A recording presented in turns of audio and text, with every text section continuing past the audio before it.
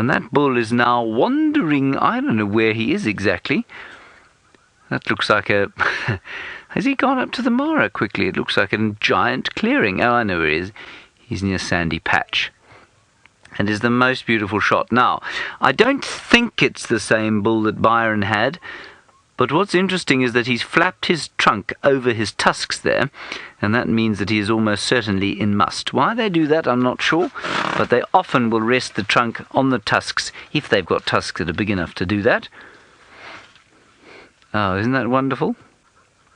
I still can't quite figure out exactly where he is. I don't know why I find it so difficult. I can't do it when we're watching the feeds of the other vehicles. I also can never figure out where they are until I've looked at the GPS map. But that really is quite special. Oh, and look at the light slicing in there from the top. I would put that elephant bull at about 35 to 40 years old. I think he's much bigger than the one that Byron was walking around gently today. But clearly, there is often we find that there is a sort of cyclical, or not cyclical, timed nature to the must. So often, more than one elephant bull will go, synchronization is what I was looking for, synchronization of must, where more than one elephant bull will go into must at the same time. Now, he's got unusually large tusks for this area, I think. And, of course, we know the sad story of what happened to the great tuskers of the Kruger National Park and, indeed, much of the world. But for him, he remains one of the largest tusked animals that I've seen here. Now, the reason I'm suddenly getting a little tongue-tied is that, of course, Connor is flying the drone and I can hear him, which means that those big clearings are the clearings to the west of Quarantine. That was fantastic. And clearly he's just a little bit far away for the signal there. Wasn't that beautiful? Now, many of you have said that the insect I was looking at under here was an earwig. Now, I thought it might have been before, but the distinctive marking of an earwig, ridiculous, at least sublime to ridiculous, going from elephant to an earwig, but anyway, there we are.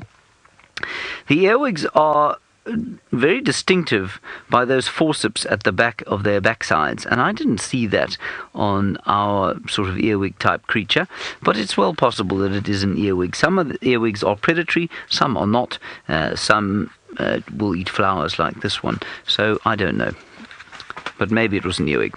Anyway, Byron has managed to find himself what looks to be a moustache. A hairy caterpillar of sorts, a very hairy caterpillar, and it looks as if it is starting to spin a type of cocoon or pupa over there, and I'll try to point so you can get an idea of the size. Now, I don't want to touch this hairy caterpillar because these hairy caterpillars, those hairs, cause a lot of irritation, and you will basically break out in a bit of a rash, and it causes you to itch. So those hairs are very, or they can cause a huge irritation on the skin. So you've got to be careful of these hairy caterpillars out here, especially if you're driving through some thick bush. Occasionally they do fall on your arms or down the back of your... Oh, look at that. That's amazing. Look at it moving there. A very pretty hairy caterpillar. But as I said, you've got to be very careful of those hairs. It does look like a pupa of sorts that it is currently constructing, and I'm not sure what it is going to turn into. A moth or a butterfly? I think this is a moth. I do think this is possibly a moth. What do you think, Chandra? Butterfly. Chandra says butterfly, obviously. Now, it looks like the sun is starting to slowly make its way down. We're quite a distance from camp. We're going to start walking back in that direction, see what else we can find though along the way. We've unfortunately had no luck with our leopard tracking this afternoon. A lot of the tracks we found all were from this morning, but you never know, we might bump into something along the way. Unfortunately, we didn't have any luck this afternoon, and it is very thick. I think these leopards have just moved down into a drainage line somewhere where it's been nice and cool, because it was a lot warmer today. I think they're probably just resting and most likely going to move around a little bit later. We don't know what the story is with the big male leopard that bumped into Asana last night. What actually happened? Was he injured? Wasn't he? Judging by the distance that the tracks have come during the course of the morning, or early this morning, very early, I don't think he was injured. I think Hosana just ran away, which is what a young leopard would do if a big male came in. So who knows? But they'll pop out again at some point. We'll definitely find them, I'm sure, at some point. So we'll see, but we'll keep an eye out, see if we get any fresh signs of them perhaps, and see what we can find. Holly, you are age 6. Hello, Holly. Nice to hear from you on Safari Live. Now, you wanted to know, are there owls that come out during the day? Now, there are some little owls, Holly, that we do see during the day. We've got tiny little ones, about the size of my hand, not very big. And there are two species that we often see during the day. The one is called a pearl-spotted owl. You can hear it calling often. It's got a beautiful call. It sounds something like this. Let me see if I can do it for you.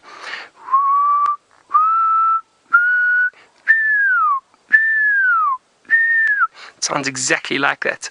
And then the other one is called a little barred owl. Barred owlets, also a tiny little owl, about the size of my hand, and we do see them from time to time during the day, especially this time of the day. In this dusk, just before sunset, you might see them getting active. But then, of course, we've got a number of big owls that we see around this area too, and you do see them mainly at night. Sometimes if you hear them calling during the day, you might be able to find them, but it is difficult. They hide in the thick trees and it's not always easy to find them. I can hear what's a big bird of sorts. It's not really a bird, it's the drone that I can hear flying quite far away. And that's the joys of being on the bushwalk, is you can hear everything very, very clearly. So now, speaking about the drone flying around, I wonder if it's managed to spot Tayla, who's been missing in action. We have been missing in action. Rusty needs to go to the hospital. We have no brakes at the moment. We're not going to be going very fast. We're going to be taking the corners quite slowly. Now, there's quite a few elephant tracks around here at the moment. There's definitely a big bull.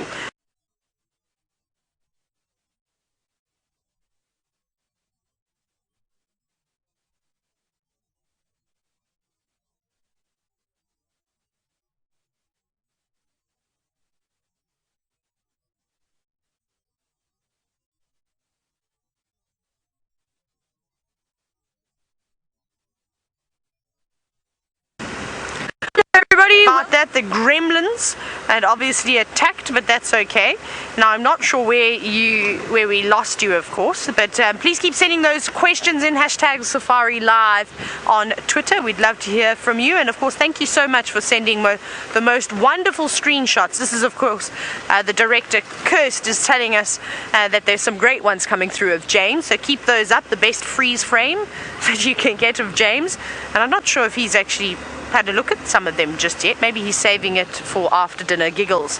But we are still on our way back to camp. But I thought that the way in which we would come back after we're on Cheetah Plains was some of the sort of areas where we'd last seen the leopard tracks. So we're now on Twin Dams. We're about to pass Pangolin Track. And then we'll actually have a look at Shele Pan too and see if anything has come down to have a drink. It is the most exceptional afternoon. It has been the perfect temperature the whole day. Not a breath of wind, and everybody hates on me because I want winter to come.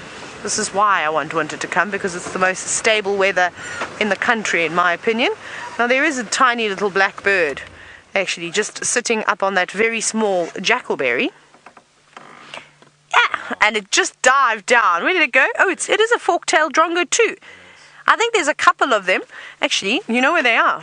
I'm going to go a little bit further to the left, Sebastian. I can see them. There's a whole lot of them. They're bathing in the water. That's really cool.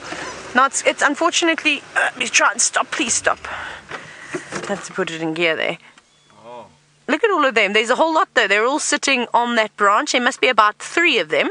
Now, fork-tailed drongos are typically quite territorial, so I wonder if it isn't just maybe a male and a female, and perhaps also, who else? Maybe a juvenile. This one doesn't look like it's particularly old. It didn't look like it had its red eye just then. Did you think so, Sebastian? I didn't think so. Let's see if this one has got a more red eye. Maybe it's also just because we're so far away. Now, they can be easily confused, of course, with the southern black flycatcher. However, you can clearly see that these guys have got the forks in their tails, which is quite special, and that one does definitely have a red eye. But it was the one that was sitting on the dwarfed jackalberry. It dived down, it wet its feathers, and now it is preening itself. And of course, by sort of doing that shivering motion, it was drying its feathers. So it's shaking out all the excess water. That's really nice. So we've been quite lucky with seeing birds having baths as of late. And it's been really, really quite lovely, hasn't it? There's a couple of other birds there too. There's an arrow-marked babbler. You lot are very quiet, and I'm sure it's not the only one that's there. There must be a few. So, I suppose, even the fork-tailed drongos, we've got 2 of the most territorial birds out here at the moment, the arrow-marked babblers and the fork-tailed drongos. They have decided to sort of put their differences aside and utilize this watering hole together. So that's really nice. Another bird that you never get to see sitting still for more than about 2 seconds. So I hope that all you twitchers out there are enjoying the sighting of this arrow-marked babbler as it, well, vigorously grooms itself. Not wasting any time, that's for sure. Here's a drongo again. Hello. Look at them, sharing a branch. That's really cool. That's something that I haven't seen before. Very nice. Having a little scratch, digging in all those feathers. And just a reminder, of course, we are practicing for TV and we're doing all the different adverts. So we've got an ad break coming up in about a minute or so. We'll be practicing for that. But our birdies, unfortunately, are flying off, so we'll continue. We shall keep going home to get a new car.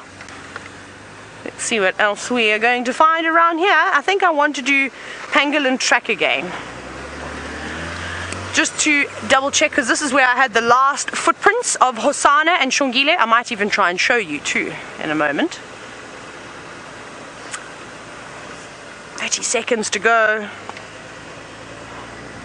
till the ad break, of course. But this is very, very cool out here. What a magnificent afternoon it is. Right, we're going to go for a short break. Don't go away. Who knows what you may see in the Mara. It's getting dark. This is the time for the cats to wake up, so stay tuned.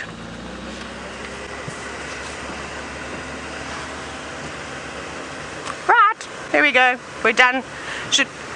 We'll have to ask Tesla how I did again. She's my advisor. But what we're going to do now is we're almost home, so we're going to quickly zip on over there. We're going to send you across to James and all of his toys in the tent. Toys, yes, toys. Good. Now, I specifically pulled that face view so that you may send in another screenshot of me freeze-framed. I didn't know that Tayla had done that. Thank you to all of you for making the contributions that you have. I would like to ask you to stick to today's show, not the ones of me falling out of trees. I find that I choose not to remember those as far as possible. Likewise, those of me beating Andrew to death with a stick. Those were in different days. I was a young man, I was young and angry, I wasn't old and wise like I am now. This is a good freeze frame. Are you ready?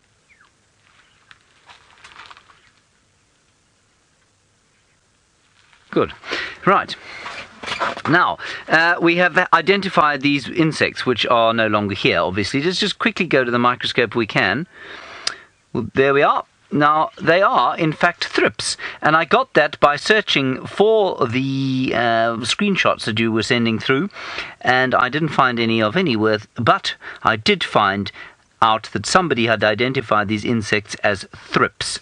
So thank you very much for that. Now, thrips are basically what you saw here. There are more than 4,500 species of thrips and 260 that occur in this region here. And I think the most interesting thing about them is that they eat flowers. Well, that was quite interesting, I suppose. But they also can be predators. That wasn't the... Oh, yes. And they prey also on mites and aphids. And I think that's what these ones are doing here. So thank you very much for answering my question there. Oh, Tula Ann, you're 5 years old. There's one. There's a thrip there. Can you see the thrip, everybody? Tula Ann, look, there's a thrip. That funny little black thing waggling in the top left-hand side. Tula Ann, you say, do we get bug bites? I've got many bug bites all over my body, Tula Ann. I'll show them to you if you want. There's one there. That's a bug bite over there. It's very sore. And I've got another one here. See, that was a mosquito, Tula Ann. It got me in the night last night. It bit me while I was trying to sleep. And there's another one. See? Now, Tula Ann, don't worry. The hairs that you see on my leg are not a result of a bug bite. And you can be confident that you will never look like a gorilla like me. So don't worry about that. You'll never look like this, but you might get the odd bug bite. But you know what? They're not really sore. The mosquito was just a little bit itchy. It wasn't sore at all. Now, of course, Brent is in the Mara and he is waiting for the animals we're going to see now. There they are. He is going to wait for, well, quite a lot more than 3. He's going to wait for 1.2 million of them to come streaming out of the Serengeti some stage during the next 2 months with any luck. Between June, July and August they will come up. These 3 will remain here on quarantine clearings or thereabouts, feeding on the grass here and knocking down to the dam to have a bit of a drink there and back onto quarantine, and maybe they'll scoot across to Arathusa to the airstrip for a little viewing of the planes coming in and out. But by the time Brents arrive, I fear me that we will not be particularly interested in the 3 that we find here. And, oh, she is lactating quite heavily. So clearly that little one behind her, which I suspect is her baby from this year, can't still be suckling. She certainly looks like she's lactating. Anyway, there's another one just to the left that's also not quite as big. No, same size. Anyway, that's quite nice to see. Very nice to see our wildebeest, and of course you will be clamouring to see the ones that Brent's going to see. They're slightly different, same species of course, and Brent will now describe those to you immediately. Almost immediately. Not quite yet immediately. Will he?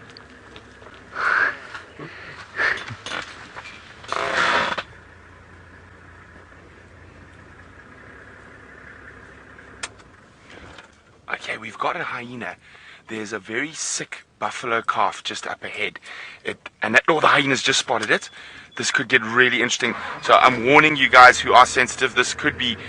Oh, there's another hyena coming in. They've seen this, how sickly the buffalo calf is. They're charging in towards it now. Oh my goodness, look at this. There we go. It's onto the buffalo calf. Another hyena's running in. Please be warned. This is going to be... Oh, there's hyenas coming in from everywhere. Now, there's a buffalo bull. I need to keep up, sorry. That might come and help the calf. There's a big buffalo bull on his way in. But the calf is really sick. We just saw it. There's 1, 2, 3, 4, 5 hyenas charging in. There's a big buffalo bull charging straight at the hyenas. Trying to protect the calf. But the pole's in the way. Sorry. Look at this. Isn't this absolutely amazing? Forward? Yeah. Now, literally, that first boo sent in. I mean, now we've got 4 hyenas. I can still see some more coming from the distance. So we just saw this buffalo calf on the road, and I just said, oh, it looks really sick. Then we spotted a hyena, and the hyena was walking towards it. It hadn't noticed the buffalo yet, but as soon as it did, it charged in. Look at the bull chasing those hyenas. Now, guys, this is very, very, very disturbing to watch, I know. So if you are sensitive, please switch off. Now the whole herd's coming. The whole herd of buffalo are charging in. There's about 50 buffalo. It's the same herd of buffalo we were with on the Sunrise Safari. They're coming in defense now. This is insane. But look at how confident the hyenas are, even with the buffalo bull here. Now, it's going to be very different, I think, when... Oh, there's more hyenas coming. I can just see hyenas coming from the distance all over the place. Look, here comes a cow. She's coming in really seriously at the hyenas. Now, there's a gap. There's 2 buffalo away. There's hyenas coming in for the calf.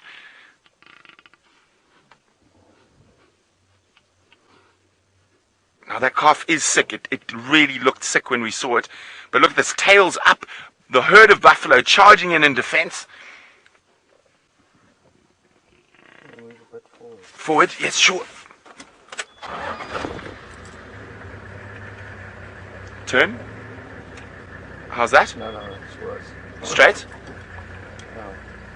Now, as I said, that calf is very sick. So even though the buffalo managed to chase the hyenas off now, I don't think this calf is going to survive the night. There are more hyenas still coming in, and I don't know how long the buffalo will stay with it. Oh, I'm just making sure I haven't pulled out my earpiece or anything because I got so excited.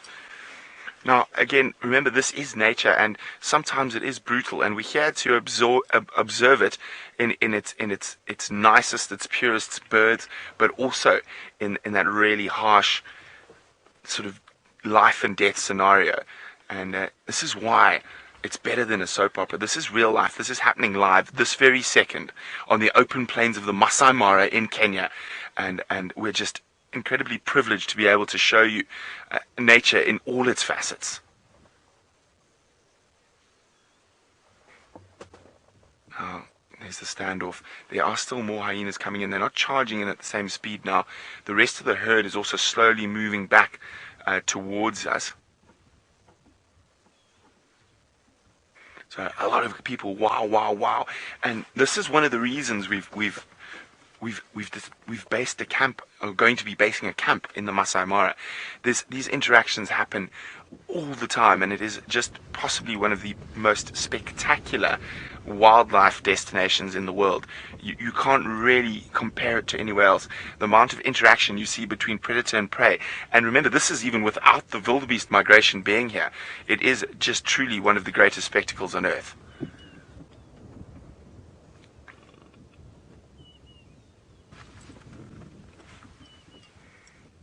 As I said, that buffalo calf is very sick, and the herd had actually left it behind. But as soon as that first bellow went out, the bull who was right at the back of the herd came running in. Now the whole herd is coming back here. Are you on the hyena's greeting? There we go. There's some hyena greeting going on.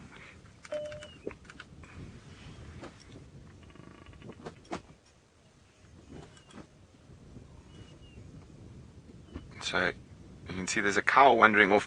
Now, hyenas, one of the things that makes them such a successful predator is their patience. Now, this calf, I'm almost certain won't make it through the night. But while the herd's here, the hyenas stand very little chance of actually being able to get at it. But the herd will move. Well, they might stay here for the night. They might protect it for one more night. But I don't think they're going to stay here for the whole time. Sorry, Kirst, go again. I didn't catch that.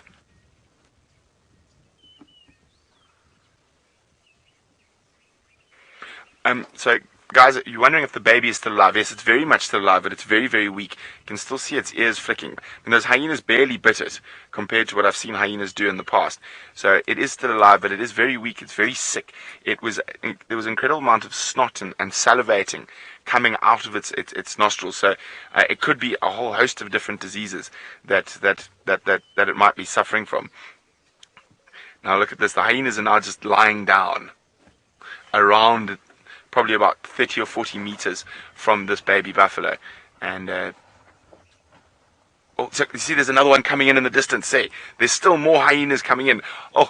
I can't wait to meet up with the hyena researchers so we can find out a bit more about what's going on.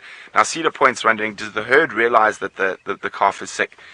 They most certainly do, and they will realize it's sick, but that defensive mechanism that is instinctively inbred in buffalo will often bring them back and get them to try save the calf, even if it is very sick. Well, as I said, the hyenas are just going to rest around here, and I would love to stay here, but unfortunately we do need to move. We need to be out of the reserve in about half an hour, and we are still quite far from home, so I think we're gonna just leave this play out. We'll definitely be back here in the morning to see if there's any update on what's happened here. And I think for now, with the herd around, it's going to be a stalemate. Wow, guys, this is why we're here. This is why we're in the Masai Mara. I'm going to get moving. Hopefully we still find some stuff on the way back home. We'll definitely be back here tomorrow morning to see what's going to happen next. So while we move on, let's go back to Commander Bond. That was very, very special indeed. And I think that although the hyenas bit that thing only once, did you see it try and stand up there? I think they've hamstrung it, and I don't think it will stand again. What a spectacular but heart-wrenching thing to see on a Sunday afternoon. Not a good Sunday for the hyena, at least for the buffalo. Spectacular Sunday for some of us, and of course for those hyenas. It's about to be a Sunday feast, I suspect, sometime during the course of tonight. Now, we've gone from the sublime to the ridiculous again, and we're going to do exactly the same thing now. Look! What do you think I'm looking at? I wonder if you can see. I wonder if you can see what I can see. Before I tell you what I can see, can we go to the dam cam? There we have the dam cam. Now you think about what you've just seen, and you can tell me what it is. #SafariLife. There is our own crocodile. It's not a crocodile, obviously. It's the water monitor, but it is massive. And we were watching it lying, just when Brent was watching those crocodiles. This thing was lying in a sort of similar position, and because of the way the camera is set up, obviously, and the scale perception you get from the cameras, which is often inaccurate, this lizard looked bigger than the crocodiles, which I thought was quite amusing. Anyway, that's him there. Let's go back to what I was showing you under the microscope, and I'll see if I can get it to move. Anybody got any idea what it was? There, now you'll be able to see. I'm just going to change the focus slightly.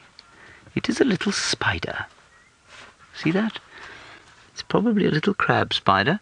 It's living on the, what do you call them, the stalks of the inflorescence of a grass with a wonderful name, and that name is Bothria cloa insculpta. Bothria cloa insculpta, which I think is quite nice, and it smells rather delicious. Is it Bothria? Yes, it is Bothria cloa. And the spider is very much alive. Oh, there, you can see it moving. We'll put him back. I just want to quickly show you his eyes. There they are. He's got 4 eyes, 2 middle, 2 on either side. Now the sun, as I can see from my tent, is beginning to sink at the moment. There it is sinking. And Byron, who does not have to look through the guy ropes of this tent, has got a spectacular view of the sun.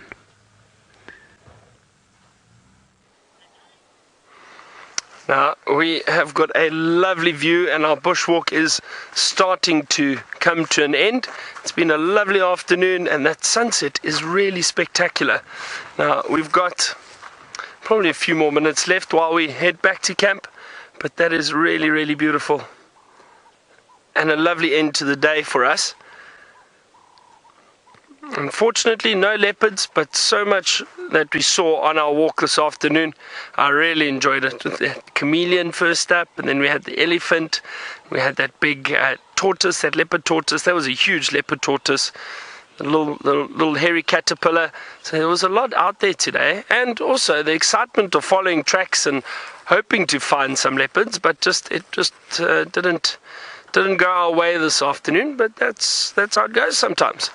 Now, I do think that we might have some luck tomorrow morning. Hopefully those leopards start moving around a little bit, and possibly have fresh tracks of them tomorrow morning, that we might be able to find them. Who knows, we could find Shungile and Hosana, possibly Tingana too.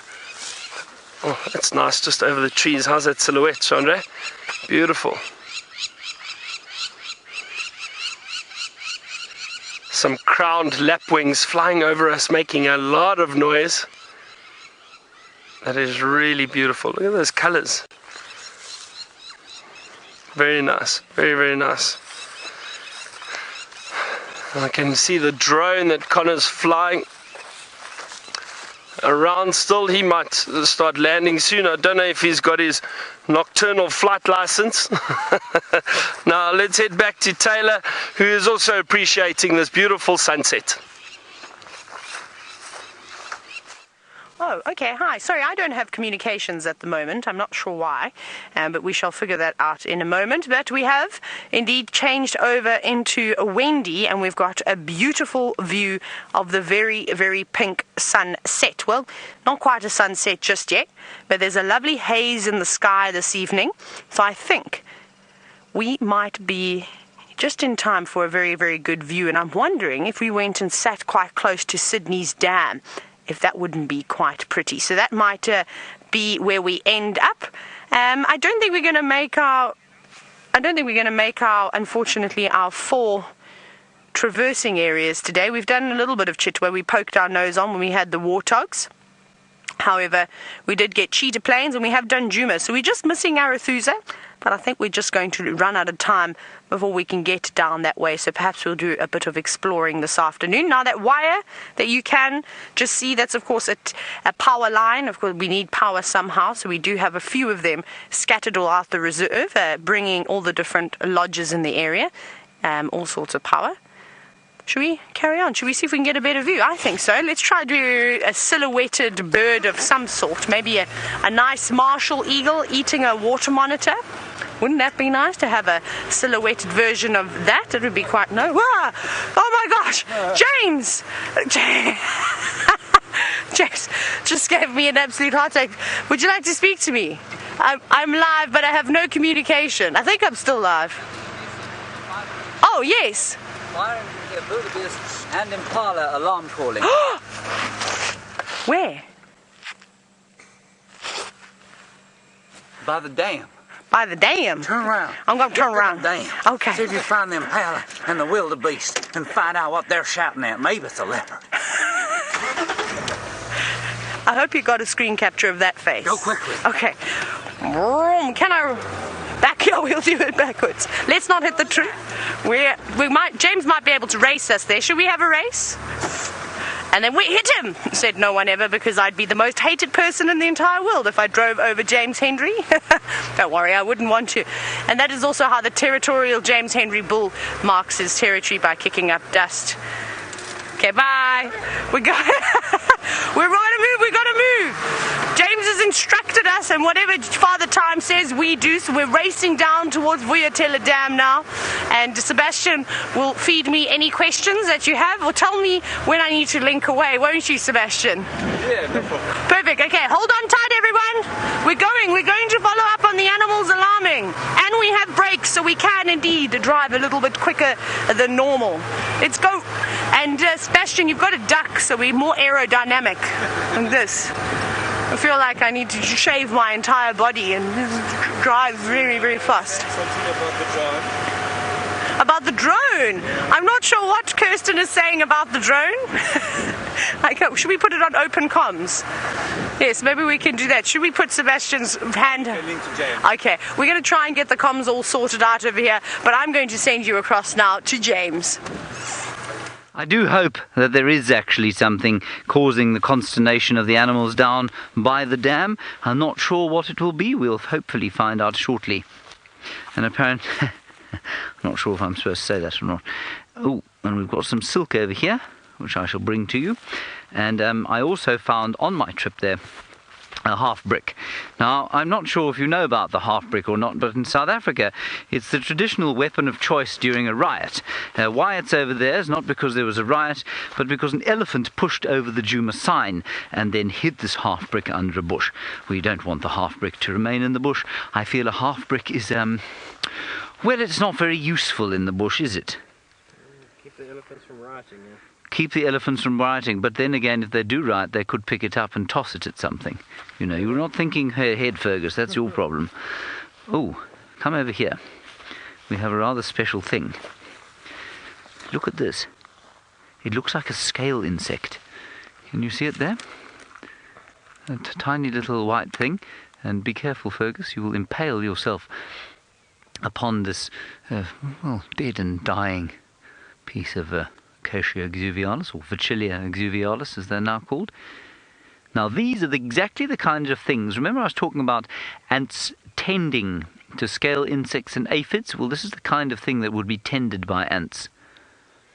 And in turn, for them protecting it, and indeed the tree, from potential predators like giraffe, although you'd have to be a particularly dwarf giraffe to have a go at, and a very hungry one, to have a go at this dead and dying Acacia exuvialis.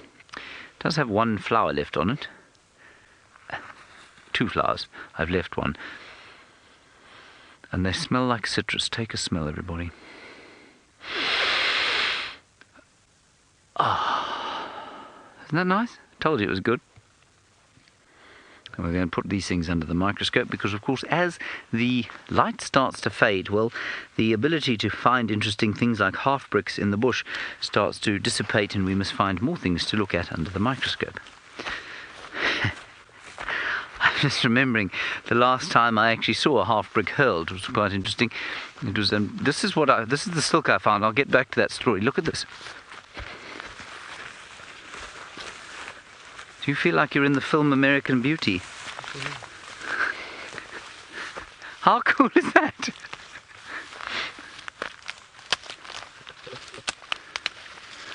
Fergus, you're going to die if you keep going that way. I think just let it go. Let it go, my man. That was really cool. Okay, we're going to just help Fergus out through here, otherwise he really will get himself stuck. And then we'll go and I'll tell you my half-brick story later when it gets really dark and there are no chameleons or civets or genets to see. Now, we are going to go to a small fake advert break, but of course your excitement should not be diminished, because when you come back we'll have this piece of silk, this flower, these thorns, and who knows what with Tayla. Right, and we're still with you. Good. Okay. I probably won't do one like that during the TV shows, but the timing was okay, I feel. Good. Are you stuck there? Do you want some help? You're free now, are you? Okay, good. Our spider is still there. We're going to take him out gently. Okay, now let's look at the silk. I don't know where the silk comes from. I've got no idea why it'd be floating around, because I cannot see any form of organism on it. Nope. Have a look there. There is no evidence of any life on that at all.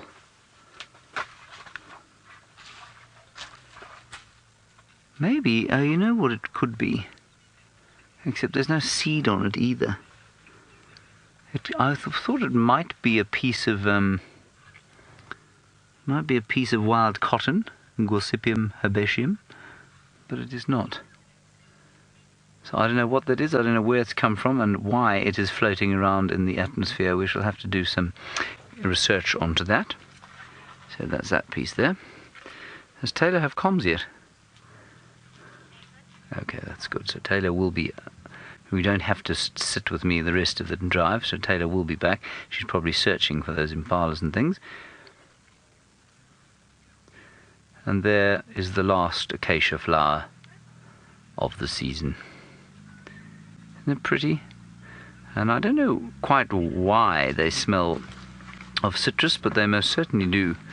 Sorry, let me just do this. I know this is not the best thing to see in the world, but we're just going to quickly do it as an experiment. Okay, menu. Ah, that's much better. Good. And I was hoping to find 1 or 2 aphids or things like that here, but alas, there are none. We may well try and go back and get that scale insect and put it under the microscope, because I've never done that before. I'd really be quite interested to see what it looks like. Good, that's marvellous.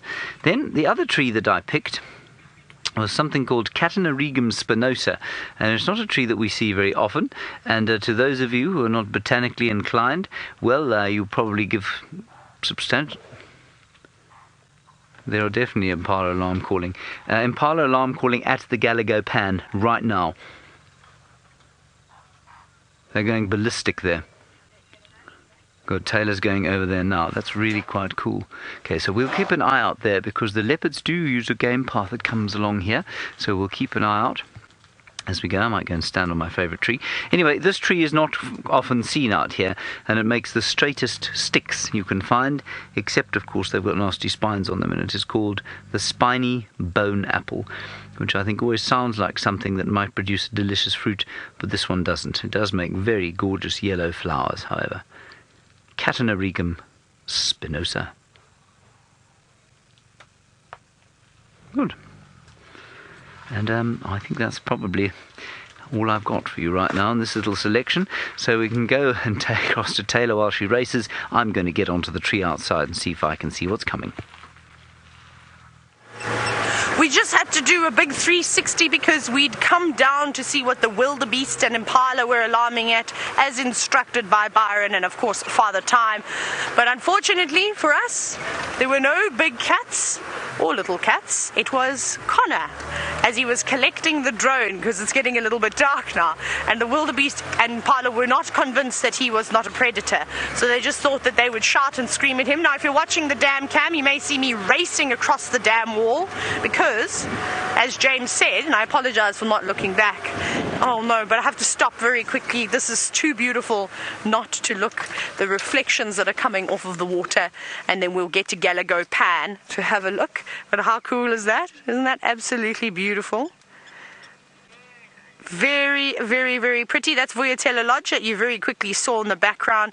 This is one of my favorite spots to watch the sun go down, and I think it's going to get less and less pretty as we go into winter, though, because what's nice is on the bushwalk, as you know, with the grass silhouetted, and then of course the water is quite stunning. But that's just a very quick view of some reflections. I absolutely love to see the highlighted sky on the glass water. It's beautiful. It doesn't even look like it's moving. A little blacksmith lapwing flying across the water. But I think let's race on around towards Galago Pan. Let's continue, because I don't know about all of you. Go back a bit so I don't drive over the dam wall, but I would quite like to see a big cat. Now, it is going to be a little bit bumpy, so I hope none of you get seasick while you're watching and we're going along here, but it'll hopefully be worth it. So now those Impala, I don't know what they would be alarming at. There could be a number of different things that they could have seen. Hopefully it's going to be a spotted cat. But I must also mention, while we race over there, how incredible was that sighting with Brent? When I ran back to quickly change cars, I popped into final control, and I just saw the buffalo as they were sort of wandering off after the hyena. That is amazing, and that's what's so excited about visiting other African countries, is that you get these incredible encounters with these animals. Now, Kirst, we're going down into this little dip. We'll do the karate move so that the gremlins don't come here. Sometimes they fight.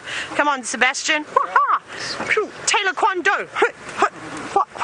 Got to do them, because sometimes it keeps the gremlins off. Keep them away, curses. I'm doing a good job. Yeah, and we're free. See, it works. Totally works. It keeps those gremlins are scared of these guns. No, I don't know why I just did that. That was a thing that Byron would do. He's been obviously at work for too long. He's now starting to rub off on the rest of camp. So what we're going to do is we're going to try and avoid the bumps and not throw Sebastian off of the car. Woo, woo. We're going to take this little sneaky side road that goes past Vuyatela Lodge and then comes out at Galago Pan. So we shouldn't be too long before we get there. And that's the thing, when you're on safari and you hear alarm calls, you've got to be quick. Because if something has been spotted and animals are shouting out, announcing that there's a leopard or a hyena or a lion, they're not going to hang around there for too long. They'll try and move out of the area, out of sight of those animals, so they stop shouting. Because potentially they don't want their presence to be given away. Because if they are hungry and they're looking to stalk something, well, I suppose stalking is supposed to be sneaky, and if birds are shouting saying leopard, leopard, that doesn't do you any good. Hi, Impala. There's some Impala. Let's keep going. I don't think those were the ones that were alarming. We'll go through this other little drainage system, but this one's quite good. There's no gremlins that live around here. We've evacuated them. We've got the people to come and spray. What what do you call, gremlicide to keep them all away. So hopefully we'll get government sponsorship again and get them to come and spray for all the gremlins. It's, you know, it's normally at this time of the year that they start to breed. Just after the rainy season, I find, is their sort of breeding season. They prefer these conditions. But yes, if you're wondering what gremlins are, gremlins is just the word we use when we have the odd signal dip and then sometimes we lose picture. And that's what we refer to as a gremlin. Now, I don't know what's here. I'm just going to go back. I just want to check. There's a big animal pathway just over here. And there's an old road actually, and I'm going to jump out very, very quickly just to show you. This is a pathway used by a lot of the different animals. So this is a road we've had many, many sightings going through here, but there's some massive pathways coming out of this drainage line. The wild dogs have been here a few times. The leopards have been here. The lions have been here. So it's a very good spot to, of course, check. Now, the sand isn't particularly soft, but you would still be able to see tracks.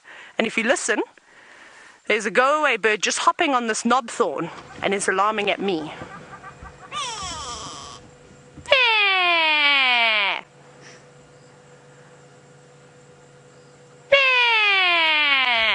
Obviously can't do a go-away bird alarm call very well. But I'm here, I can't hear any impala alarming, and I can't see any impala either, which is no good. So I wonder where they are, where they have gone. Perhaps they've just moved further and further now onto Galago shortcut and away from the pan. But let's go and look. We'll keep checking around here on this side to see. Oh, well, gee whiz. James might have a good view of what's going on at Galago Pan. He's up in the tree. Let's go take a look. Well, we're just in this very low-hanging tree, everybody, and normally, of course, you get the view of me from the bottom, but Fergus is now standing behind me. He's shifting around a bit, and it makes me a little bit worried that I'm going to fall into the Sisyphus bush below us. The path that the leopards come along is that one that you can see there, and there's a francolin that's just alarm called there. It's still alarming. Just keep an eye on the path. The path that Tayla just showed you, that is the other end of it there. That's where it comes out of here. The francolin has shut up. Now, I can hear Tayla's voice. She's not far away. She does have a powerful set of lungs on her, of course.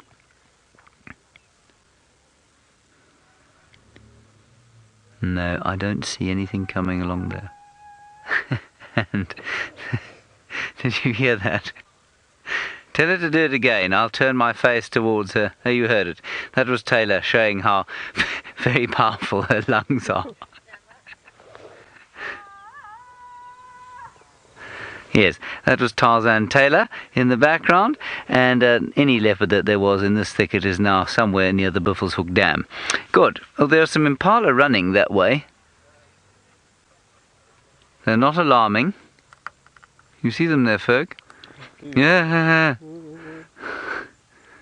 Wobble, wobble. Fergus, of course, cannot hold on to the branches. He must hold on to the camera and come or take what comes.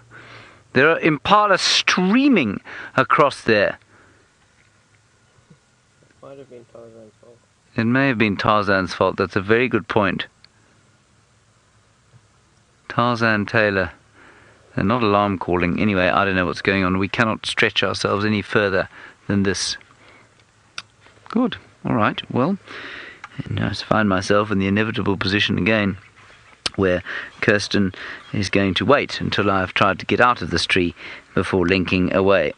And she finds this rather amusing, you see, because I always expect that she would link away, but she doesn't. And, of course, I may well end up in this Sisyphus bush.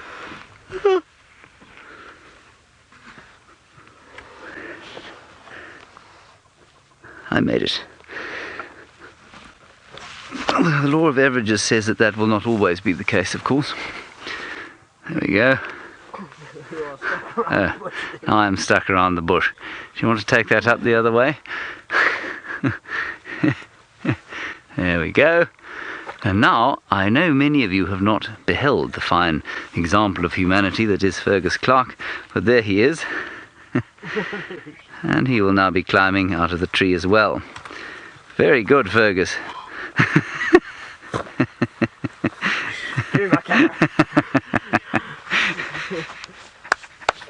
Okay, good. Right, let's go back inside, shall we? You'll have to go that way. I'll go this way. I better find something to show you on my way around. Careful, Fergus. You sound like you're breaking everything over there. You were tripping over a buffalo. Careful, that buffalo. There are spiders that live in that buffalo. No, we had a question. I must just quickly address this from... Wait a second, I'll tell you it was from... From someone called R. Naknud. R. Naknud, you were wondering if we put a sign on top of the box in which the black widow spider lives,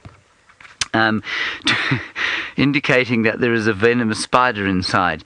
R. Naknud, I found that amusing because in South Africa, of course, this concept of health and safety is far, far less evolved than it is in other parts of the world, certainly in Europe. I mean, in Europe, in Britain, if you were to keep a deadly spider, it's not quite deadly, but almost deadly spider in a box like that without a label on it, you could probably go away for 20 years. In South Africa, no, not so much. Everybody in the crew knows that there is a black widow spider in there, so I'm hoping they won't put their hands in there, but who knows what will happen. And I was just going to give you the example, while we wait for Tayla to find the leopard, of this... it's sort of filtering in this concept of health and safety, but you'll find on the side of the roads, the road workers, and they're often unemployed people who are brought in, they're not trained, they just come in, and the government's provided jobs for them to build roads and that sort of thing. And the women out here often wear an extensive wig on top of their heads, but it's expensive to put in, and especially if you're not employed and you're quite poor, well, you don't want to ruin the wig because it lasts for about 2 months. And so the hard hat is perched on top of the wig, like this, and sort of clipped in place. Its efficacy as a method of protecting one's brain, completely removed. But of course, if you're wearing that much padding on top of your head, well, then you will find that the hard hat is probably superfluous anyway. So that's where health and safety lies in South Africa at the moment. Then one from Reese in Scotland, and you say, no, not Reese, K4 Mo. You say, do we keep antidotes for deadly creatures out here? No, we don't keep antidotes for deadly creatures out here. That spider, if it bites you, it's neurotoxic, so it will give you neurotoxic symptoms. You'll have trouble breathing. You might start to vomit. But it's not venomous enough to kill a relatively healthy adult. We'd have to go to hospital. We could get hold of an antidote if necessary. They keep them in Johannesburg, only in one place. But you'll find that if it's treated symptomatically, so if the doctors treat whatever symptoms you have, your body will process the venom and eventually you'll be absolutely fine. So thank you very much for those questions. Let's head across to Tayla. Let's head across to Tayla and her Tarzan lungs.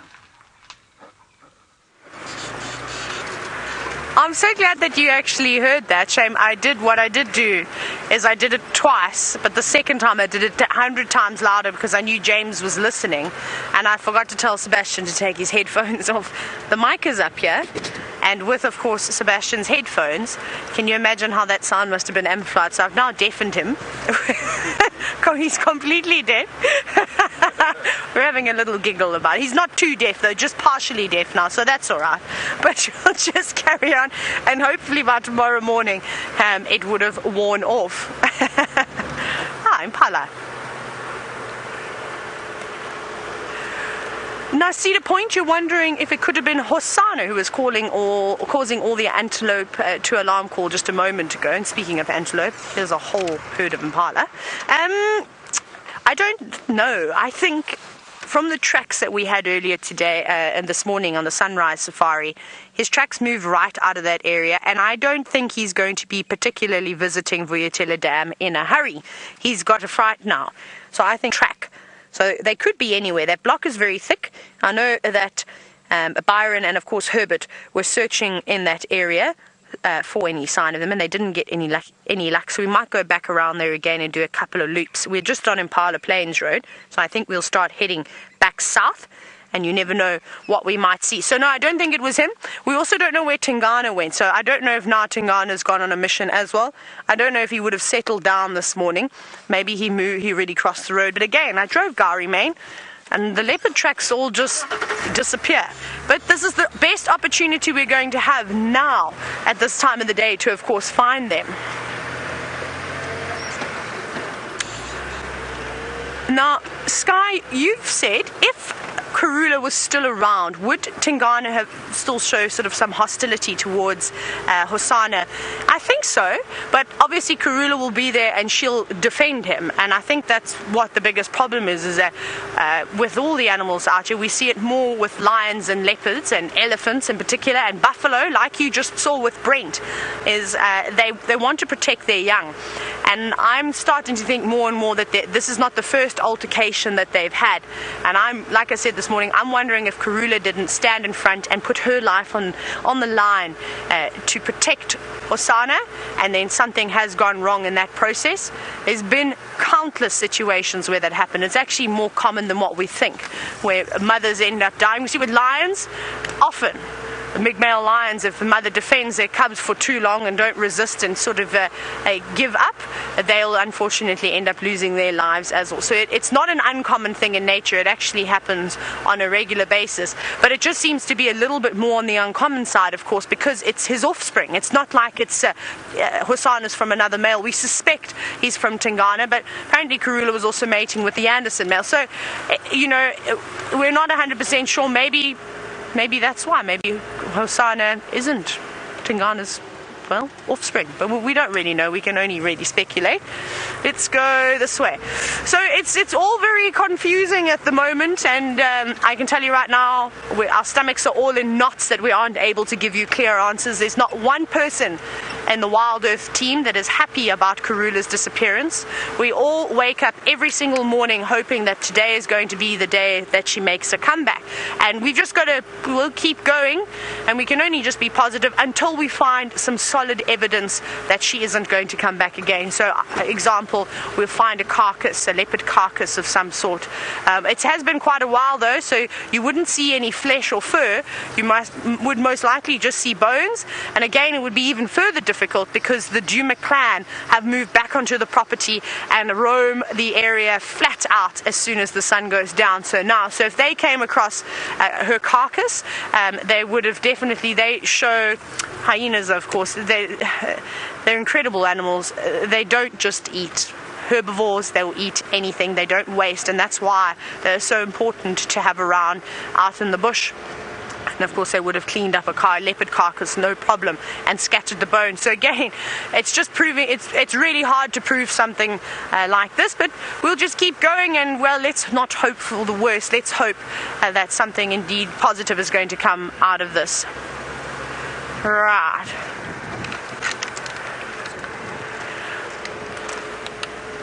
So Jade, this is actually, I'm going to stop for this because I had this thought today. And Jade has said, if Karula were to come back, would the cubs reunite? Now today I was sitting thinking, I was reading my spider book, I was reading about hairy field spiders, those orb spiders that we've been seeing quite a lot of with the beautiful markings on their back. And I put my book down and I thought, how would I react if I'd come around the corner and we all of a sudden found Karula, and then she started calling and she reunited with her cubs? Because I think that would be the first thing that she would maybe do if she doesn't have cubs. Maybe she was injured, I'm just throwing things out there, and something had happened to her. I'm sure she'd want to see her cubs, or Shongile and Hosana would be most certainly excited to see their mother. Maybe Karula wouldn't respond like that. But either way, I think it would probably be a tear-jerking sighting for everybody that is watching, and anybody in Final Control, and every single one of the presenters, because it would be a miracle if something like that were to happen. And a dream sighting, and that's what I've been thinking about all day. You won't believe it. After this sort of adrenaline rush that I was having this morning, trying to piece together what had happened last night. Now, I wish animals could talk, because I'd most certainly be shouting out to all the animals asking where Hosana and Shongile are. And once I'd find them, the first question I would ask is, what happened? happened last night, and also, where is your mother? Do you know? Type of thing. But animals can't talk. Well, they can. They're just not communicating with us as people in a way that we can understand them. We can, of course, only just sign certain body languages that the animals show us. But we're going to keep scanning around here, and hopefully we're going to get lucky. I'm feeling lucky and positive. James is in the tent, and he's picked himself a piece of grass. I have picked myself a piece of grass. The grass I have not identified, but the two residents thereof I have. Merperus faculus. Say that again. Merperus faculus. That is what we have here. Two bugs. Merperus faculus. And they have piercing mouthparts that are normally used to sort of get into the seeds of various creatures. They're going to be very sorely sad on this particular piece of grass because, of course, there are no seeds left. And they may also go for things like the bean pods that you find on the monkey pod tree or on any of the legumes, really. Aren't they quite special? And the big thing to look out for there is that sort of white creamy triangle. Oh, it's actually not really a triangle, it's more a sort of a lightning bolt on the back, and that's how you know that it is Merperus faculus. And its back legs are just too spectacular. Look at them. Isn't that cool? That is really wonderful. He knows he's on camera. And I don't know if one's male and one's female, because one is certainly darker than the other. Can we go up to the top one, Ferg? There he is. He's beautiful. You can see his lightning bolt there. Oh, this is not easy for Fergus to hold the camera still on such a minute thing. But I think he's doing a sterling job. And let us look again with appreciation at the vast legs of Merperus faculus. Of course, I have never been accused of having vast legs. If I had legs like this insect, I'd be very, very pleased indeed. Right, shall we try and look at him under the microscope? Now, of course, they can fly. And the only reason they're not flying is because they don't think they're about to be eaten, which, of course, they're certainly not about to be eaten in this tent. I don't want to eat a bug, because bugs often are smelly. Now, the reason I'm whispering is because I feel that my calming vibes might encourage the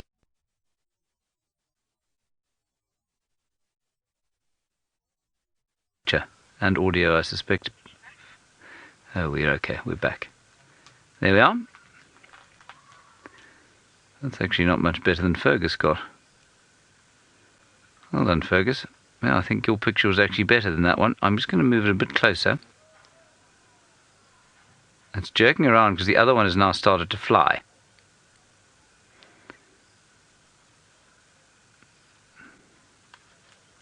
Quite amazing. Isn't that gorgeous? Yeah, it's a bit jerky. All right, let's come back to me. There we go. And there is a beautiful bug. All right, I think we're going to put that back outside.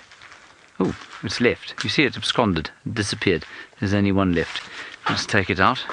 I'll just quickly show you how dark the night has become while we've been inside. Whew. It really has got very dark indeed. We'll have a quick look at the moon and what I think is Jupiter. Now, how good are you super zooming Jupiter handheld there, Fergus? Oh, absolutely speciality. A speciality, that's fantastic. There we are. And if you look very carefully, you'll see it's moons. But I wonder if we'll get that from this camera. Possibly not. Oh! That is fantastic. Well done, Fergus. All right, well, that's pretty good effort. Brent Leo Smith has, I think, got to where he has to be at the speed that he had to do it. And so let's head straight back to him in the Mara now.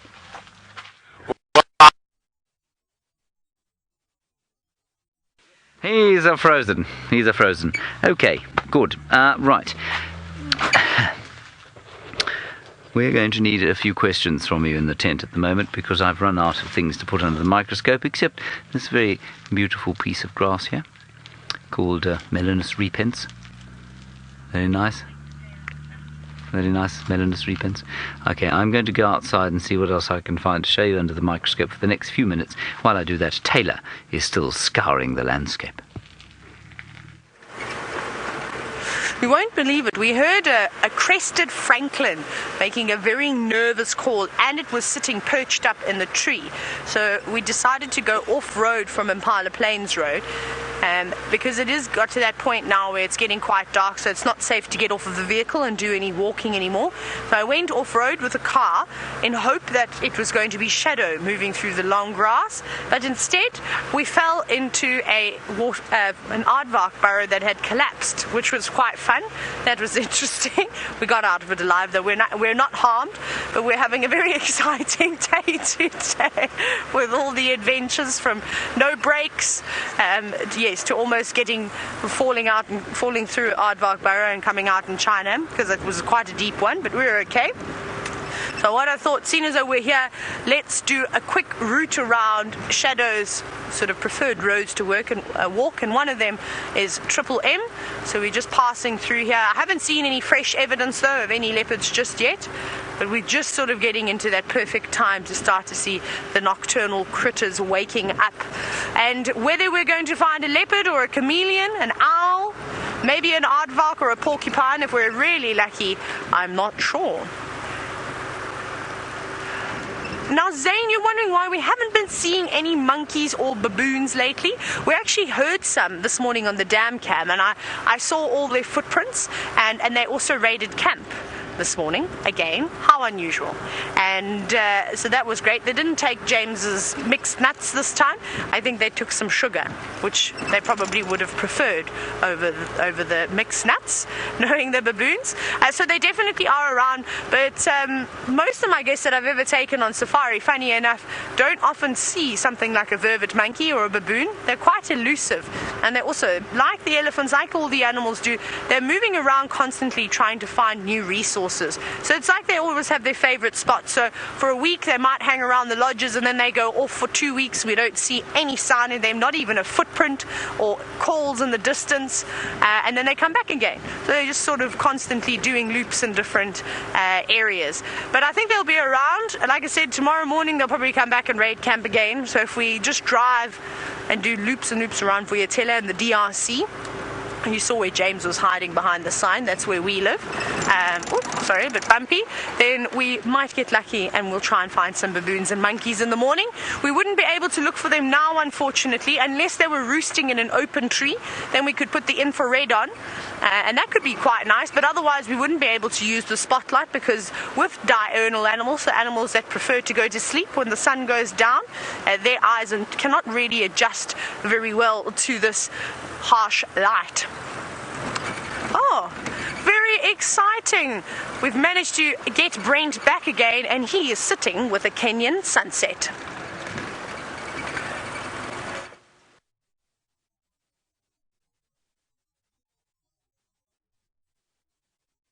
Sighting on drive. We're now.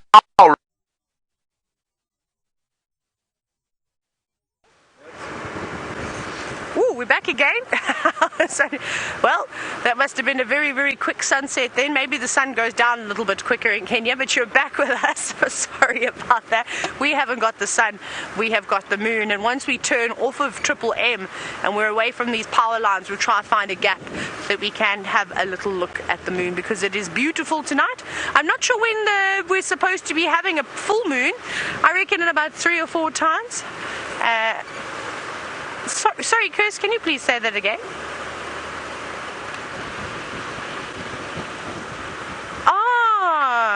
So you did see the moon with James already. That's quite exciting. Chris was just feeding me that information. Okay, that's quite nice.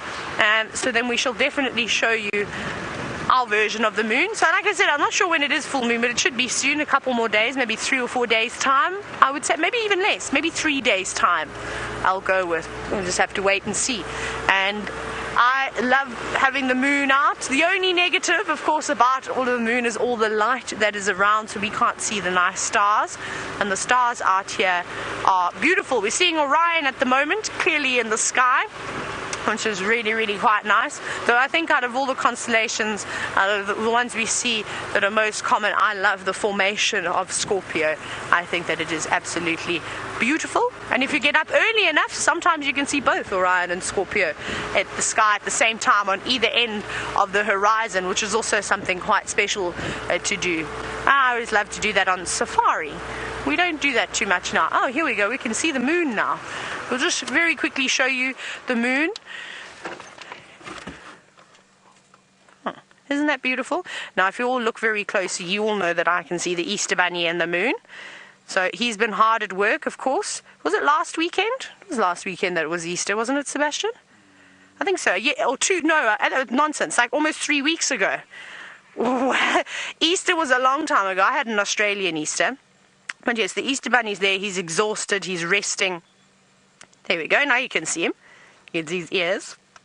Just sitting very quietly. It actually looks like the Easter Bunny is asleep. I'm, of course, talking absolute nonsense. Those are all the craters on the moon that cast those beautiful shadows. Isn't that absolutely lovely? That is so cool.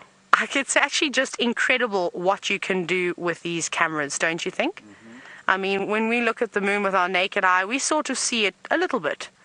But the amount of detail that you are able to see now is out of this world. This is cool. Wonderful.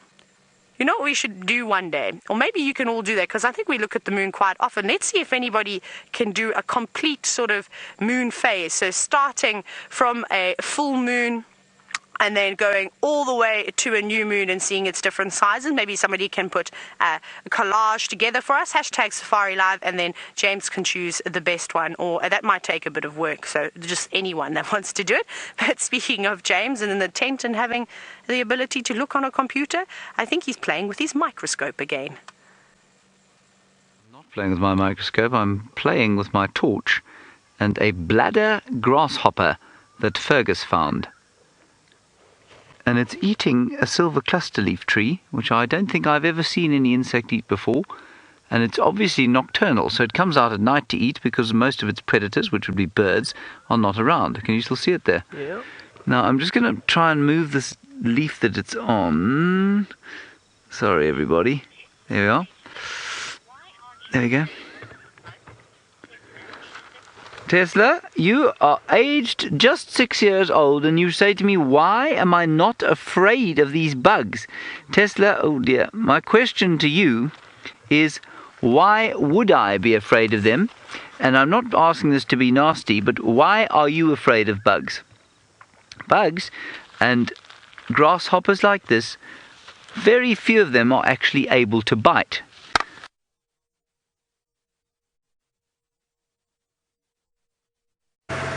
You see him there? Hello, we're back. It's nice to see you again. It's because James and everybody else in this team doesn't know how to do this with their hands, but don't worry, I'll be giving everybody a lesson before dinner tonight on Taekwondo. We'll have our mats outside and we'll do a 15-minute basic sort of guideline on how to keep the gremlins at bay. I think they're a bit nervous of me now. I think I've showed them who's boss a couple of times. Now, something else, seeing as though we're creeping into winter, and I'm very excited about it, is that I can't wait to start seeing scorpions at night and seeing all the bugs and all those crazy critters that we seem to see, and then of course all the cool nocturnal creatures like white-tailed mongoose was the one that I was trying to think about, and then of course the African civets. James has fought off the gremlins. Whether he used my technique or not, I'm not sure. Let's go have another look at that hopper. Sorry about that, everybody. Tesla, you were just saying that, asking why I'm not afraid of them. And I'm not afraid of them because they don't bite. And, most of the bugs around where you live, although they sound funny in your ear, and if they land in your hair, it feels horrible, and they crawl on your skin, it feels horrible, they don't do you any harm. 90% of insects out here, that means most of the insects that we get out here, are completely harmless to us. Now, this poor bladder grasshopper, I can see from this end, has lost its back right leg. You see that? So it's only got one hopping leg, and it's probably the reason that we're able to look at it up there without it running away. But it's been hiding for the duration of the day, sitting on the bark of this tree, and now it's eating the leaf of silver cluster leaf. So I think this is quite fun. We might do a little bit more walking around here and seeing what else we can find. Laurie, you want to know if we have lightning bugs, which I think, do you mean like fireflies? My face. Light my face. How's that? Yes? Laurie, lightning bugs, I think, are fireflies, and we do get fireflies out here. Not very many of them. Normally, I mean, in this particular area, Djuma, we don't get many, and that's because we don't have a running water system. But down, if you go towards the river, on the Sand River, I spent one of the most romantic nights of my life. The memories made me go quite silent. Sitting on a causeway of the Sand River, being surrounded by fireflies. That was the best part of that relationship. It lasted 3 years. That was the one good part. Good. Okay, we don't need to know about that. Let's go and have a little bit more of a discussion around here, see what else we can find. Now, John, you're wondering if the tent remains out here during storms. And John, it does, absolutely. It is the storm set. This is where we come when it storms. I must shine it on my face again. Yes? Now, this is where we come during the storms, John. And it is completely storm-proof. It made it through the great deluges, all the predicted ones, the unpredicted ones this year. If it gets really, really wet, then water will start to blow in the door and we can't do it. But it's sturdy enough to be able to survive any kind of storm. Now, let's have a look up here at our brown recluse spider, because she should start to come out now. She's out. Look, she's out. It's the first time I've seen her out. Look how beautiful she is. So we're waiting to see if these little spiderlings don't hatch. And I think she's added to this collection of egg sacs. I think she only had 3 before. She's now got 4. And she's about the same size as her slightly darker cousin living in the black box, the black widow. She is a brown widow, if you're wondering. Oh, and look what's hanging all over her web. Now, are those little parasitic dewdrop spiders? I think they are. I don't think they're little spiderlings. I think they're parasitic dewdrop spiders there that we can see. There we go. There's one there. And I'm going to leave her. I'm not going to touch her, because I so desperately want to see what they look like when they hatch. And eventually when they hatch, they'll balloon off. There she comes, coming to look after them. Look at her. That is just fantastic. Alrighty, we'll do another little night scour around here and see if we can't find something else interesting. In the meantime, Tayla is still scouring the landscape for chameleons, civets, genets, bush babies, leopards, wildcats, aardvark and pangolin. Wow, James, you really did pretty much cover every single animal that I could be potentially looking for this evening. Well done. I couldn't even remember white-tailed mongoose just a moment ago. Now, we're on Shabamu Road because it's another favourite of the royal family. Well, it used to be one of their favourites. They were found here quite often at the pans, but there, unfortunately, was nothing. We haven't seen anything just yet, but one of my other favourite things on this road is a community spider's nest, and quite a big one. But I checked in my spot, and we've seen it many times. I've stopped here on not hundreds of occasions, I'm exaggerating, but many occasions, and unfortunately it's gone now. It's disappeared. So I think that they've either all died out or they've relocated. I think one night we actually watched the little ones sort of letting off a bit of web, and the wind was catching them, and they were sort of being transported away. So that was quite cool. So maybe that's where they all went. They decided that they wanted to move off somewhere else. But maybe we'll find another spider web here. I always think they're quite nice to either watch first thing in the morning when you've got the dew on the web and the golden light, or at night time when you can illuminate it with a spotlight. Is also quite cool, because then you can really get to see the web quite nicely. Maybe we shall pop into the Hyena Den. I think let's do that. We're on Philemon's cut line now, so we might as well. We might as well. Oh no! We're running out of time! That's very, very sad. I don't like it when the show has to come to an end. I could just keep driving all the time. Right, let's have a look. I'm actually going to go a little bit quicker because we are losing minutes now, so I don't want to dawdle too much. I'd rather get into that hyena den, and you never know, we might see the little ones out and about, which would be great. Okay, almost there, almost at the junction. Just have to bear with me while I Ferrari Safari for the third time today. I think that's the most Ferrari Safaris I've ever done in one day before. Breaking records. Okay. And well, we might as well just scan through here too, because this is also a good chameleon area. Kirst, do you know where Byron had that chameleon this afternoon? I'm quite intrigued by that. Very nice to see chameleons during the day. Got a chameleon! And also the response from Kirst was somewhere on Djuma, which is quite correct. Maybe it was this one that I've just seen. There it is. Can you see it just hiding in the long grass? Is that good for you? Yes, there is indeed a chameleon. I didn't make it up, I promise. You can actually see it quite easily. Do you see how it stood out like a sore thumb?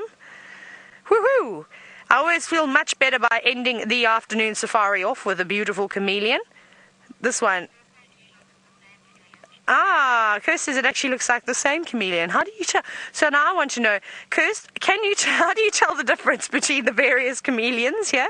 Do they have name tags on them? Do they have a spot pattern? Perhaps? No, I don't know if there is any specific differences. Kirst says there's a whisker pattern, of course, on the chameleon. Of course, we were just talking absolute nonsense now. That is not true. But we must remember for tomorrow morning's bushwalk, because I don't think it will go too far. Remember what happened yesterday? Or the day before? No, it was yesterday, when I did indeed find the chameleon when we were out and about, and then we went and relocated it in the morning. So we shall save that for tomorrow. But I still want to quickly go to the hyena den while we've got a little bit of time. We're right here. And it only takes us about a minute to get in there, but I know that everybody needs to have an elephant fix a day. And well, if you can have a chameleon once a day, you've had now chameleons twice today. That's pretty spectacular. That is a great safari. Okay, you ready? Are you ready? We're going down the road to the hyena den. Every time I come here, they hide away from me, but I feel like today could be the day that my luck changes, especially with all the luck that I had with the hornbills and the warthogs. The warthogs were great today. What else did I have luck with? I think it was really just the warthogs and the hornbills, but they were good enough to put a smile on my face. I didn't mind just seeing them. I don't see anything just yet. Excuse me, Bronzewing Corsa, we'd just like to get to the hyena den if you don't mind. Do you mind? Thank you. It just flew up in front of the car. Okay. Nope. No one's home just yet. Just gonna sneak around this way. Oh, it looks very quiet. No, I don't think we're having any luck this evening, I'm afraid. I'm not very lucky with these hyenas. You can see it's very quiet, it's very empty. Nobody is home. Perhaps Ribbon has already started her search. Okay, that's fine. I won't let it I won't get despondent by that. I've got to go backwards now, so I apologize, I'm not concentrating. Right, I'm going to do a bit of reversing and try and turn us around now. But it's been wonderful, of course, again. Let's go back across to James in his tent, and I hope that he's not wandering outside. I am in the tent. Well, I'm not really. I'm outside the tent. Can you see me? Not really. Yes, very nice. I'm just trying to take a sort of light selfie with this tropical tent web spider. Is that nice? Hey? Is it beautiful? Very beautiful, yeah. Yes, I'm sure it is. Good. Now, Ranger Robin, you want to know if Mara gremlins differ from Djuma gremlins. They do, you know. The ones up in the Masai Mara tend to have purloined Masai shukkas. They wear Masai shukkas. Very easy to distinguish a gremlin from a real Masai, of course, on account of the fact that they're only 2 foot high. Now, out here, a gremlin, well, it looks something like a half man, half chameleon, so they too are easy to spot. So very different. Over there you'll see a 2-foot-high creature wearing a Maasai shuka. Over here a half chameleon, half person. So that's what you'll find in South Africa. Very different kinds of gremlins. Same effect.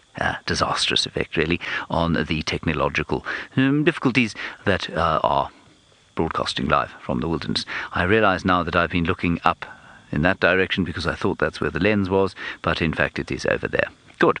So that was the tropical tent web spider. There are quite a few of them here. Oh, hang on. Now, Nursey, while we see this, watch this. She's caught something. Look, she's eating. A kill. Ha! Yeah, it's not just the Mara. Not just the Mara, says Fergus. No, it's Djuma as well. Death in the web. Dun, dun, dun. Lucy, you're wondering if we've got infrared in the Mara. Absolutely, we've got infrared, and we will probably also be using thermal imaging, which is very cool. And certainly how we had the most success with our lion hunting last year was with the thermal camera. Isn't that amazing? She's wrapping it up in silk there. Oh, that's beautiful. Oh, and there's a little parasite coming down.